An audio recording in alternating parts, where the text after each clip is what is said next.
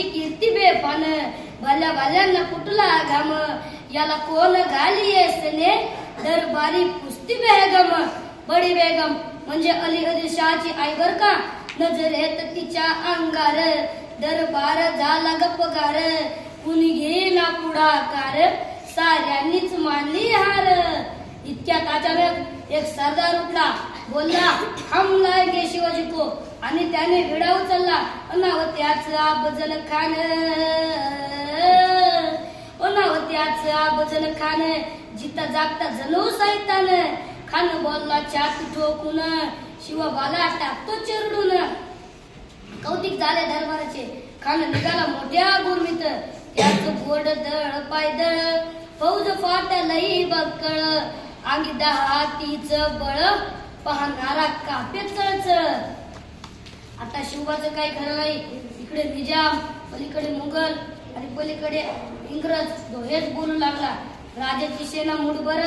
खानाला कसा ठोकणार काय लढवावा हुन्नर चिंतेत पंत सरदार असा वाघिणीचा देव छावा असा वाघिणीचा देव छावा गनिमाला कसा चेतावा डोक्यात गनिमी कावा भेटीचा धाडला सांगावा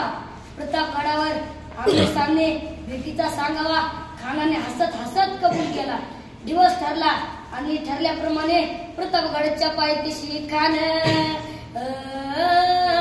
प्रतापगडच्या पायथ्याशी खान प्रतापगडच्या पायथ्याशी खान प्रतापगडच्या पायथ्याशी खान आला बेगुमान नाही त्याला शिवाजी राजाच्या करमणुकीची शिवाजी राजाच्या करमणुकीची ती असं नाही जाणीव शक्तीची करील काही कल्पना व्यक्तीची जी जी जी जी जी जी करील काही कल्पना व्यक्तीची जी जी जी जी जी जी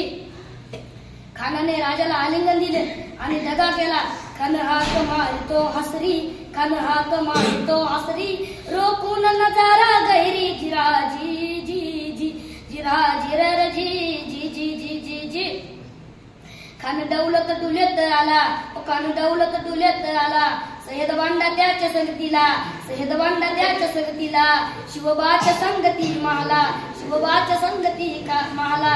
खानाने राजाला आलिंगन दिलं आणि दगा केला खान हाक मारतो हसरी खान हाक मारतो हसरी रोखून नजारा गैरी जिराजी जी जी जिराजी जी जी जी जी जी जी